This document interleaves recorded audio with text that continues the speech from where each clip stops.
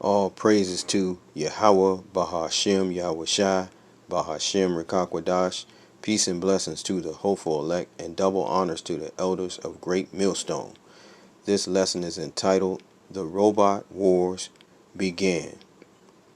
Genesis chapter 27 and verses 40.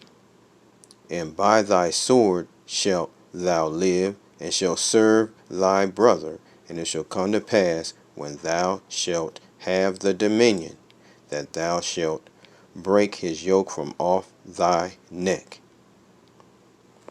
And that is pertaining to Esau, Edom, all right, the so-called white man today, all right. Revelation chapter 6 and verses 4. Revelation 6 and 4. And there went out another horse that was red, and power was given to him that sat thereon to take peace from the earth, that they should kill one another. And there was given unto him, that's Esau Edom, a great sword.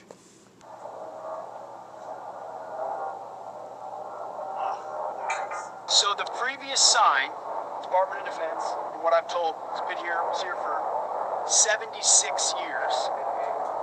And that's a long time. 76 years is a long time.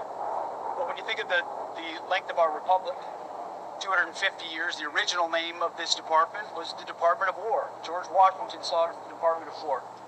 A robotics company associated with Eric Trump scored a $24 million Pentagon contract for humanoid robots. Foundation Industries, where Eric is a chief strategic officer, made the deal for the use of its Phantom 2, a humanoid robot that could be deployed to war zones and would require little to no human direction. Speaking to Fox News alongside Eric, Foundation CEO said, "There are scenarios where we would have to be able to rapidly deploy and use these technologies, and we cannot always be calling the CEO of a company to ask for permission before we do it." Eric was previously an investor in Foundation and was appointed chief strategic advisor in March. During the interview, he did not go into detail on how the company acquired the multi-million-dollar deal. Eric, I know this is a lot about national security, but Zenket's talking to us about other use cases. Tell us about that, and how did you get involved? What attracted you to this company? Well, Zenket's been a friend of mine, and I walked into his factory, and I couldn't believe what I saw.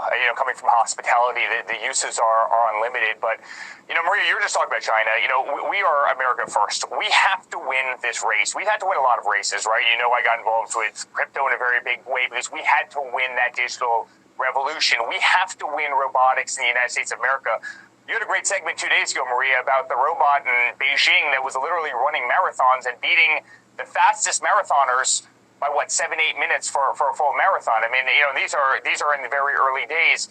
We better be winning this race in the United States of America. We're the greatest economy in the world, and that's exactly what Zenket's doing, and I'm telling you, he's doing a phenomenal job. When you go up and you interact with these robots, and they fist bump you, they high five you, they follow your commands, you bring in AI autonomy, it's going to change industry, it's going to change military application, it's going to change hospitality. The uses are unlimited, and I think it's a very beautiful thing, but we must win this race. A security guard that was protecting Maduro has spoken, and you got to hear what he's said. It's in Spanish, but I'll translate. Also, Trump announced that, the cartels, they're going after him in Mexico. The whole vibe of Latin America has changed because of what happened in Venezuela. And now that we're getting first-hand accounts from people that were there, the soldier says they didn't hear him coming. He says the Americans had technology superior to anything they've ever seen.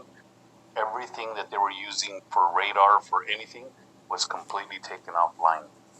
They had drones, and the drones were taking out bases and taking out things faster. They have no technology. They've never had to fight against drones. He also talks about that there was only 8 helicopters. There was only 20 men that were sent in, and those 20 men killed hundreds of their men, and none of those soldiers were injured. He talks about it felt like they were firing 300 rounds a minute. Nothing they've ever seen, nothing that they can compete with. And then he also talks to the fact that the Americans had some kind of sonic shock boom that was sent out, and and everybody immediately started bleeding profusely out of their nose. They couldn't even gather themselves because whatever was sent at them made them fall to their knees and vomit blood out of their mouth and out of their noses. They were incapacitated immediately. He says he never wants to go through that again. Doesn't want to have to fight with the Americans again. He's sending warnings to everybody out there that you think you can fight the Americans. You don't even know what their weaponry is like and what they're capable of. 20 men took out hundreds, and that's starting to spread all through Latin America.